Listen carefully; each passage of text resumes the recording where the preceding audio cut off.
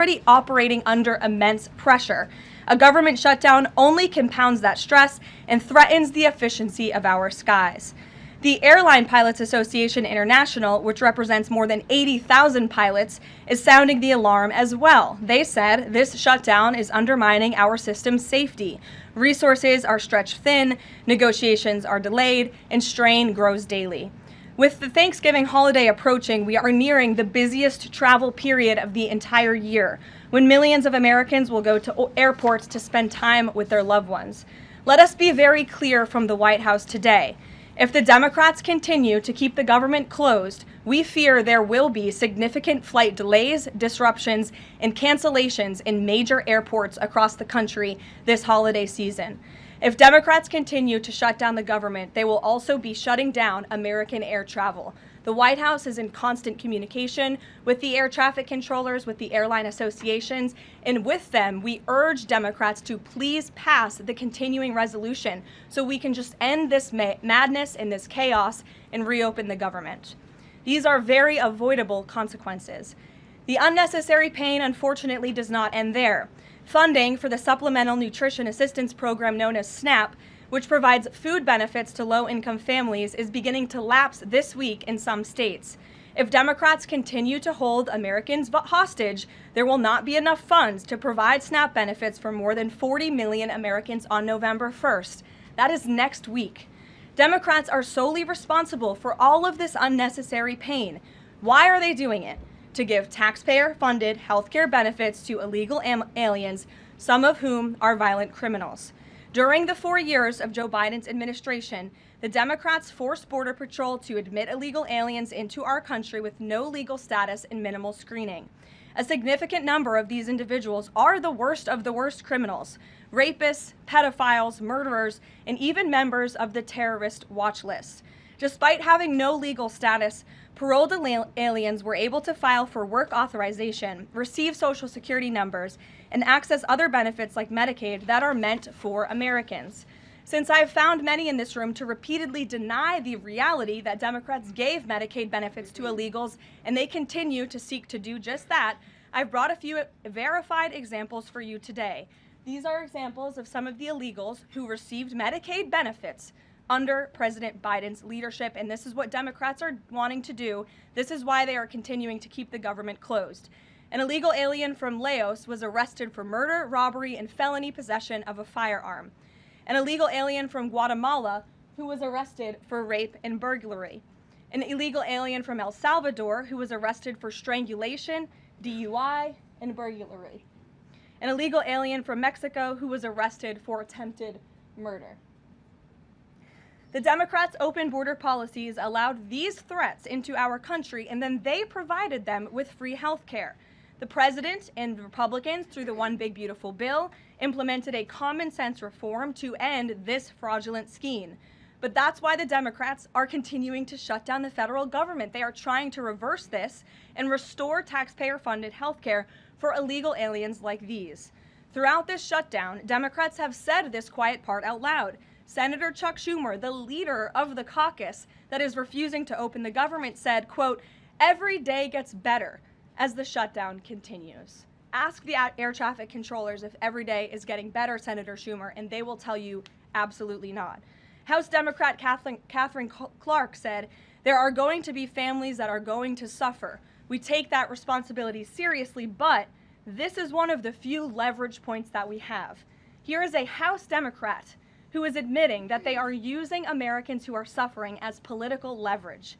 And Senator Bernie Sanders said, "If you reopen the government, we lose our leverage." This is pure partisan games. A senior Democrat aide said the party will not end the shutdown, quote, "short of planes falling out of the sky." That is truly a disturbing statement. The Democrats clearly don't care about this suffering. They care about playing political games against President Trump, and this dangerous charade needs to end. The president and Republicans' position has been clear and unchanged. Pass a clean, nonpartisan funding bill to reopen the government. And then we can talk about all of the partisan issues that the Democrats wish to. If you're watching at home, we urge you to call your Democrat senators and tell them to put our country over their party and reopen the government today. Here in our new media seat, we have Brittany Gibson of Axios. Brittany, why don't you start us off for our Q&A today? Thank you for being here. Two questions, if I may, Caroline.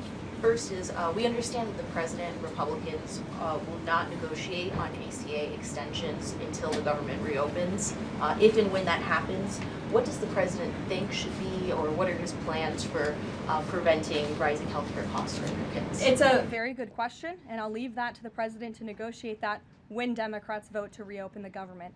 When it comes to lowering healthcare costs, the president is deeply committed to this. It's why he has spent so much time and effort negotiating with Big Pharma to lower the healthcare costs of prescription drugs. All of you have been in the Oval Office for multiple different announcements. We've had these most favored nations deals with these large pharmaceutical companies committing to lowering drug costs in this country. So it's something the president wants to do. And Brittany, one more point. I'll just point out the irony in Democrats holding the government and the American public hostage over a healthcare system that they created. The healthcare system was called Obamacare. Why? Because Democrats and President Obama implemented. And Republicans have always said it's a broken system, yes, but they caused it, and now they want to shut down the government to fix it. We need to open the government, and then we can have these very important conversations about healthcare. And the second, on H-1Bs and foreign students, during the campaign, President Trump said he wanted to make it easier for foreign students to work at U.S. companies, staple a green card to every diploma. But the changes from several agencies now on H-1Bs are adding more obstacles to that. The administration is being sued over those changes. Can you explain the changes in the president's thinking on H-1Bs? The administration will fight these lawsuits in court. The president's main priority has always been to put American workers first and also to strengthen our visa system. We know for far too long the H-1B visa system has been spammed with fraud, basically, and that's driven down American wages. So the president wants to refine this system, which is part of the reason he implemented these new policies. These actions are lawful, they are necessary, and we'll continue to fight this battle in court. Garrett. Two questions on different topics, if you'll Sure. indulge me. On the pardon of Changpeng Zhao, and apologies if I'm mispronouncing that name, Binance has significant business interests with World Liberty Financial, the president's family's crypto company. How do you respond to the allegations from Democrats that this is a corrupt act? I would respond and say the president is exercising his constitutional authority to grant clemency requests. And the president and the White House have a very thorough examination of every pardon request that comes to the president's desk. It is thoroughly reviewed by the White House Counsel Office, and I spoke with our great White House counsel about the pardon after it happened. This was an overly prosecuted case by the Biden administration. Even the judge in the case admitted that the Biden administration was pursuing a egregious over-sentencing of this individual, and the previous administration was very hostile to the cryptocurrency industry. So the president wants to correct this overreach of the Biden administration's misjustice, and he exercised his constitutional authority to do so. And to the Democrats, I would just say there's nothing more corrupt than what President Biden did on his way out the door, pardoning his extremely corrupt son and many of his associates.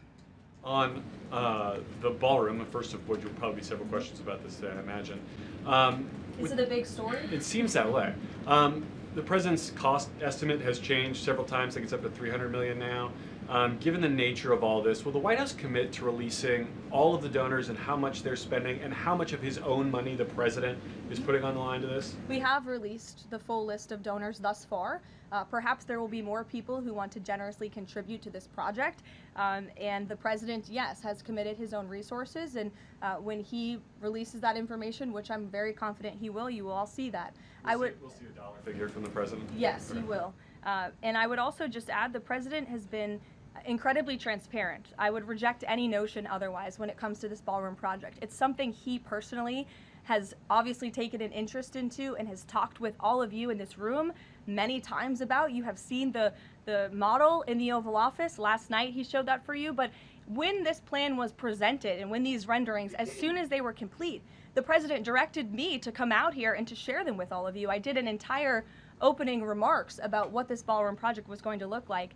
With any construction project, there are changes over time as you assess what the project is going to look like, and we'll continue to keep you apprised of all of those changes, but just trust the process. This is going to be a magnificent addition to the White House for many years to come, and it's not costing the taxpayers anything. The president is privately funding this ballroom addition to the White House grounds. Jennifer.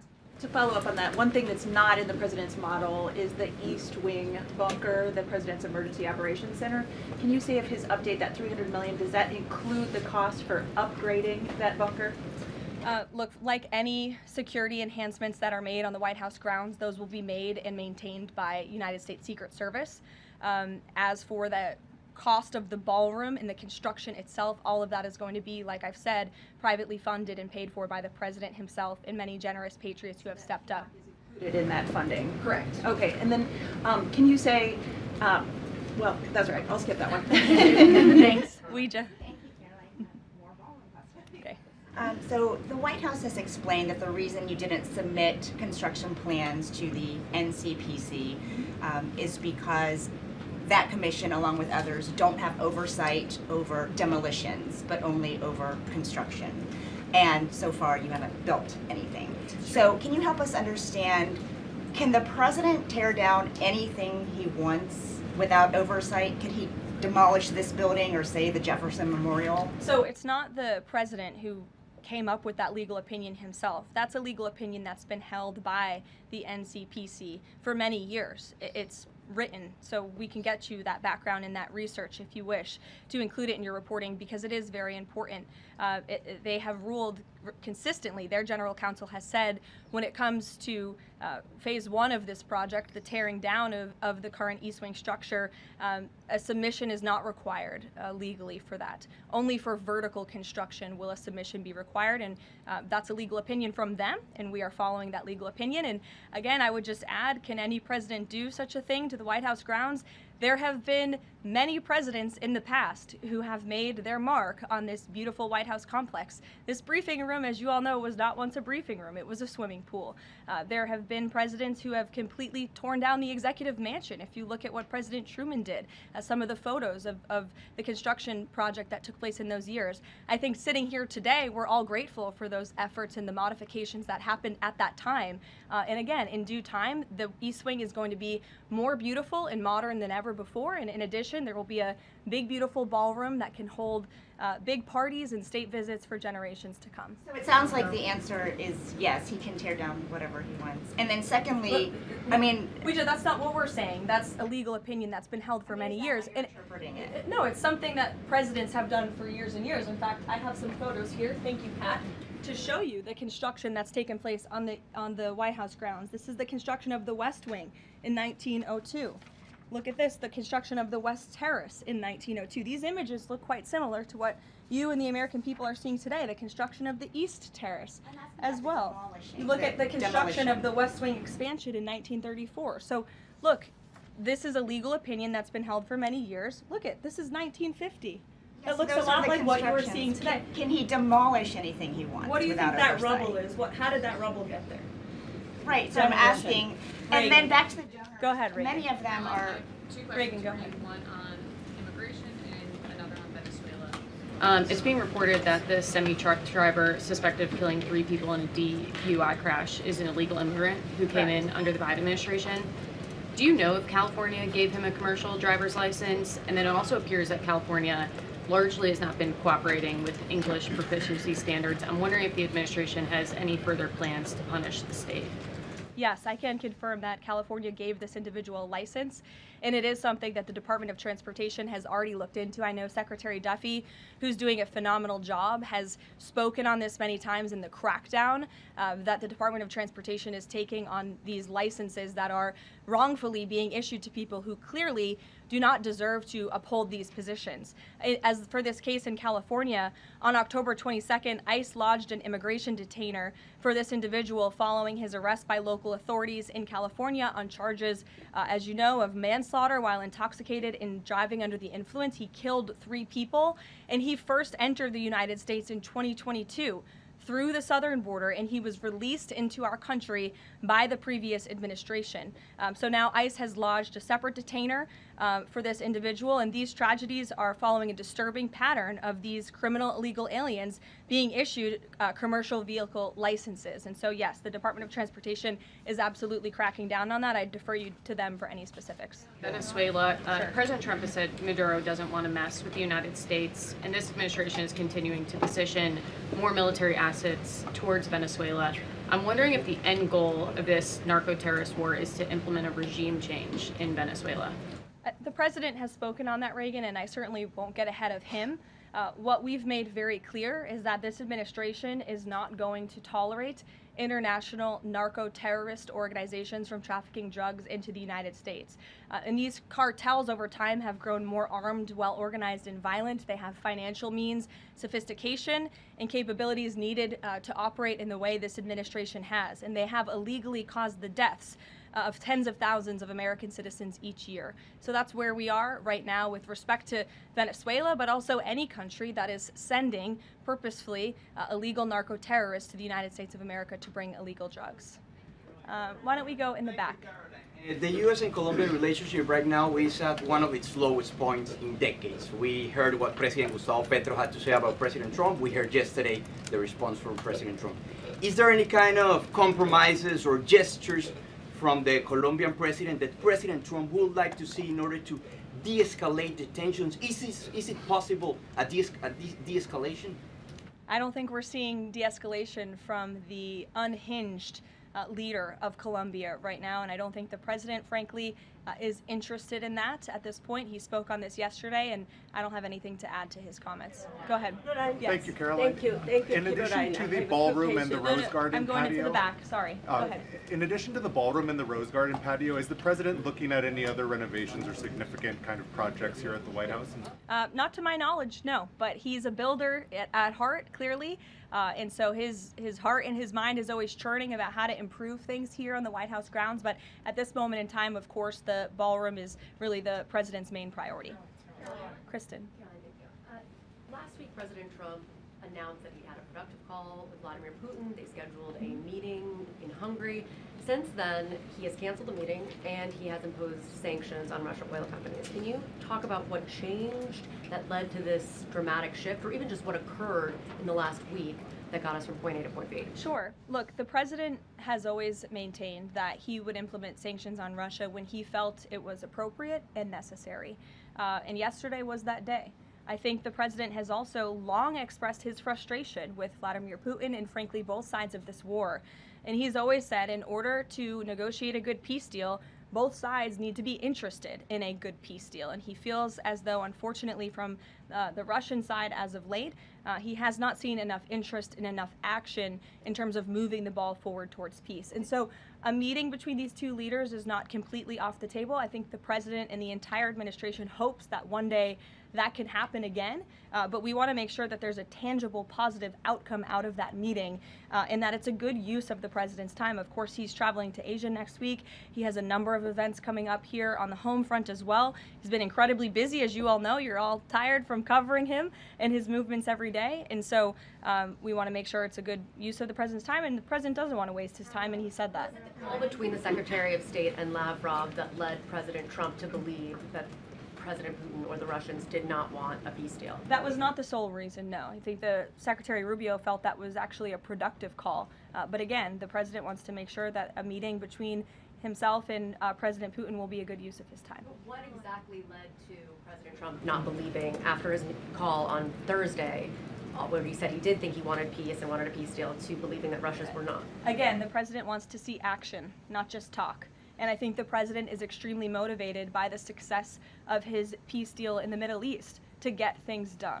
And he wants this war to come to an end. He's been saying it now for 9 months being in office, and he's grown increasingly frustrated with the lack of progress from both sides of this war. Mary. For example. Two quick construction questions, if I can. You mentioned any construction project comes with changes. The president had initially said that this project wouldn't interfere with or touch the current structure. Now he says to do this properly, he realized that the East Wing had to be demolished. This is the people's house. Why not inform the public of that change and when it was decided that the East Wing would have to be demolished? Look, again, with any construction project, changes come. And we have informed all of you. We've been keeping you apprised of this project. We've shown you the renderings. And if you look at the renderings, it's very clear the East Wing was going to be modernized. Instead, in fact, I said that in the briefing when we initially introduced this plan to all of you and to the public. But modernized and tearing down are two different things. Well, again, the plans changed when the president heard counsel from the architects and the construction companies who said that in order for this East Wing to be modern and beautiful for many, many years to come, for it to be a truly strong and stable structure, this phase one that we're now in was necessary. And the president wants to do right by the people's house. And so that's exactly what he's doing. It's going to be, again, like I said, much more stable, strong, secure, and more beautiful than ever once it's complete. And the First Lady's offices, where will those be? The First Lady's offices, the Social Secretary's office? In the East Wing. They will be back where they were? Yes.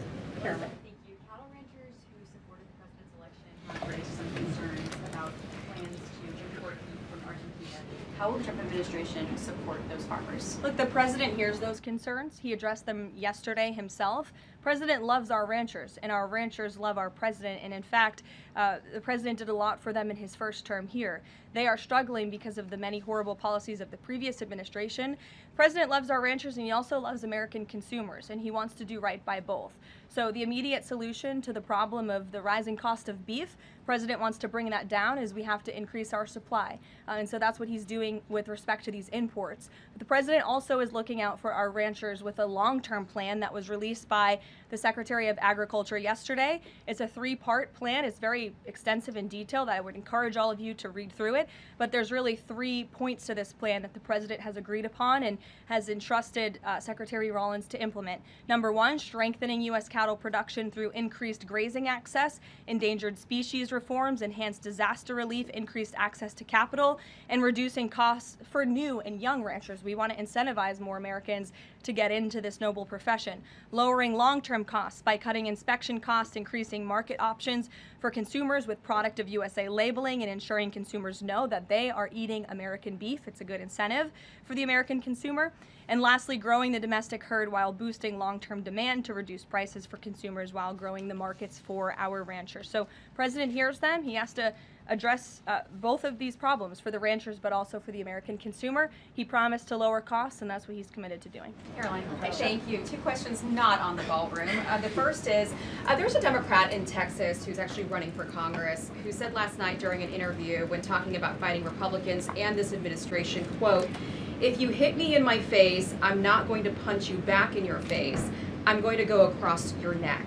This has obviously really upset those folks over at Turning Point USA after the Charlie Kirk assassination. Just your response to that kind of rhetoric? Just very jarring rhetoric, and I think it's very unacceptable. I hope the people of Texas will do the right thing and reject this person's candidacy. It should have no place in American politics. And then just a quick second question on oversight Democrats that are saying that they're creating this master ICE tracker, basically tracking all ICE activity. We've seen the protests in New York just yesterday. Homeland Security is saying that this sounds like obstruction of justice.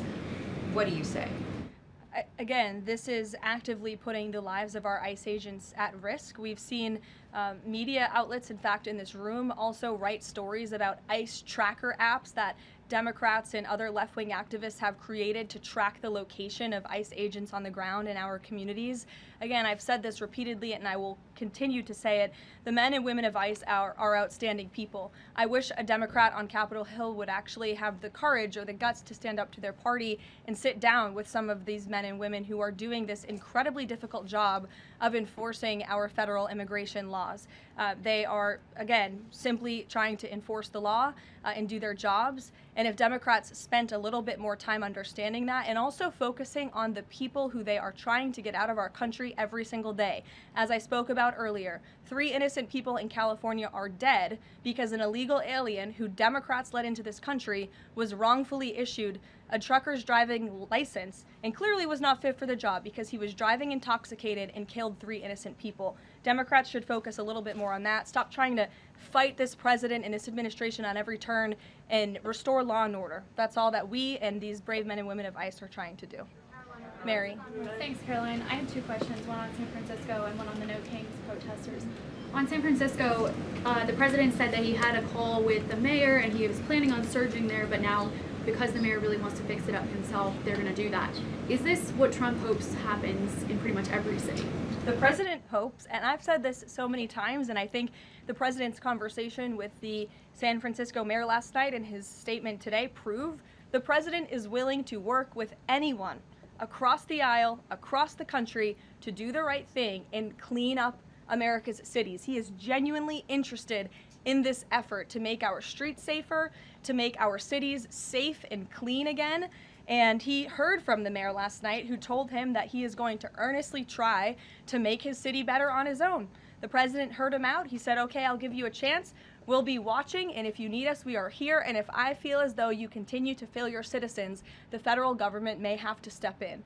But we'll continue to watch San Francisco, and that law enforcement operation has now been paused. Thank you. And then on the No Kings protesters, I saw videos of people explicitly calling for violence against Stephen Miller, against the president, shirts saying we don't have enough assassins, calling for more political violence. Does the president want to see arrests here, and are we going to see arrests of these types of explicit calls to violence? I would think myself, the president, and everyone here at the White House certainly hopes that anyone who is making violent and illegal threats in that way against public officials will be arrested and prosecuted. Sure. Thank you. 2 questions. Would the president support the Senate ending the legislative filibuster to end the shutdown? This is something I haven't heard the president talk about much, so I don't want to speak on him for it. I'll let him answer that question himself. And do you have an update on the NASA administrator nominee? Do you plan to nominate anyone soon? Or does the president nominate anyone soon? Sorry. I'll leave that to the president himself. He'll make a decision in due time, and when he does, you will hear directly from him, as you always do. Back, we'll give our friends in the back a chance. Yes. As you mentioned at the top of the briefing, USDA has warned that it will run out of funds to pay full SNAP benefits next month if the shutdown continues. Senator Hawley is floating a bill that would ensure SNAP benefits are continued to pay during the shutdown. Would the president support such a move? And you also announced that the administration was using tariff revenue to keep WIC going during the shutdown. How long will that last? And is anything similar being considered for SNAP? Yes, the administration would absolutely support that legislation. We hope that it would come over the finish line, but the bill that will get everyone paid and put everyone back to work is the clean continuing resolution. That's what the president and Republicans want to see. Ed, go ahead, Ed. Thanks, Caroline. On the Russian sanctions again, how much pressure do you think that this sanctioning these 2 Russian companies actually puts on President Putin? Because the last administration sanctioned 2 other oil companies. So how much economic pressure is this really? A lot. If you read the sanctions and look at them, they're pretty hefty. And I saw some international news out of China this morning that they're scaling back oil purchases from Russia. We know India has done the same at the request of the president. The president has also pushed European countries, our allies, to please stop their purchases of Russian oil as well. So it's full court press for sure, and we expect that these sanctions are going to do harm, as the Secretary of Treasury said yesterday. Could there be more? Is this just the first step, or could there be more sanctions? I'll leave that to the president to decide. Sure. Or heard the NBA gambling, involved in the gambling issue there. Does the president gamble? What does he think about that? You know, I'm not sure. I don't think he does. I've been with him quite some time, and I have not seen him gamble before. I don't think he's a big gambler, but you can ask him yourself the next time you have a chance to, Ed. Go ahead. Thank you, Caroline. I've got 2 Hi, quick Jake, questions. and then we'll go to you. Thank you. Okay. You're welcome. 2 quick questions. Back to the ballroom. It is a very spectacular ballroom according to the renderings, and if it's half as nice as the one in Mar-a-Lago, then future presidents are really going to appreciate it. They will. Thank you, Jake. First of all, is there like an official name? Like, are we calling it the Trump ballroom, or does the president have a vision for what the name for the ballroom is going to be? There will be an official name. I will let the president announce that once he firmly decides on it. Question is, looking at these renderings, and it kind of got me thinking, he's likely going to go down as the greatest builder of this era, and you've been in on a lot of those meetings with him. Has, to your knowledge, has the subject of rebuilding the Holy Temple in Jerusalem come up? It has not, no. It has not. I don't. I'm sorry, Jake. Go ahead. Caroline, on the CC pardon, Could this clear the way for Binance to resume U.S. operations? I won't get ahead of that. That's something for Treasury or the Departments of Commerce to comment on, so you're welcome to ask them. And then one follow-up question. Any more details on the president's Walter Reed visit? The readout from his doctor mentioned advanced imaging. What procedure was he referring to? Advanced imaging is something that presidents receive and people receive when they go to the doctor, and so we provide a detailed readout of that physical, and I would encourage you back to that. Presidents and I don't know the exact imaging that took place, but as the physician's note said, the president is in incredibly good shape, and I think that's evidenced here every single day. Danny. Caroline. Back to the ballroom, I'm afraid. I just wanted to ask, because in July the White House said that it would cost $200 million. Yesterday the president said $300 million. Is $300 million now the operative figure, and why did it go up by so much? $300 million is the figure, and again, it's not going to cost the taxpayers a dime. So we look forward to this project continuing, and we will continue to keep everyone apprised on it. Perhaps the president will even bring you all out to see it one day at the appropriate time. You're also going to hear from the president directly in about an hour. He's hosting an event with the Homeland Security Task Force. This was a newly created federal task force that the president and his law enforcement team have put together. I would encourage you all to tune in to the remarks. They have really done a tremendous job at refocusing how federal law enforcement and local law enforcement work together. There will be some local sheriffs and law enforcement officials in attendance as well, and they'll be talking about the success and the many arrests they have made of drug traffickers and cartel members all across the country by just simply working together. So we will see you at the event. Thank you.